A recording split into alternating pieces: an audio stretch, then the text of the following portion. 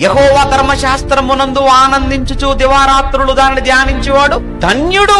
అంటే ఎవరు ధన్యుడో తెలుసు మనకు, ఎందుకో ధన్యులు అవ్వాలని మాత్రం ఉండదు.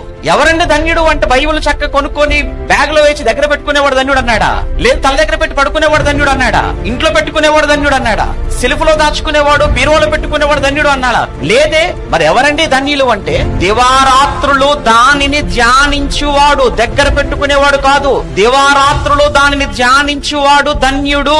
నువ్వు ధన్యుడు అవ్వాలి. ధన్యుడు అంటే ఆశీర్వదింపబడిన వాడు అని అర్థం, దీవించబడిన వాడని అర్థం, రెట్టింపు ఆశీర్వాదానికి పాత్రుడు అని ధన్యుడంటే.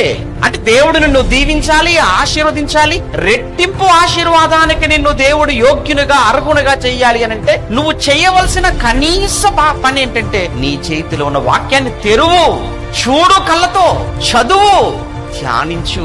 అలా ధ్యానించటం వలన ఏంటండి మేలంటారా?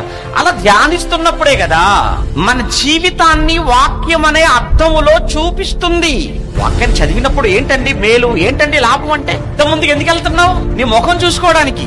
అలానే బైబిల్ ముందు పెట్టి బైబిల్ నువ్వు చదవటం వల్ల, ధ్యానించటం వలన నీ బ్రతుకేంటో అనేది వాక్యం నీ కళ్ళ ముందు చూపిస్తుంది. ఒరే బైబిల్లో రాయబడినది ఏంటిరా, నువ్వు మాట్లాడుతున్నది ఏంటి, బైబిల్లో చెప్పింది ఏంటి, నువ్వు చూస్తున్నదేంటి, బైబిల్ చెయ్యమన్నది ఏంటి, నువ్వు చేస్తున్నదేంటి అని ఎప్పటికప్పుడు మనలో ఉన్న, మనం చేస్తున్న ఆ పొరపాట్లను, ఆ తప్పులను సరిచేస్తూ హెచ్చరించే పుస్తకం అదే మన చేతుల్లోని వాక్యం అనేది చదవాలి.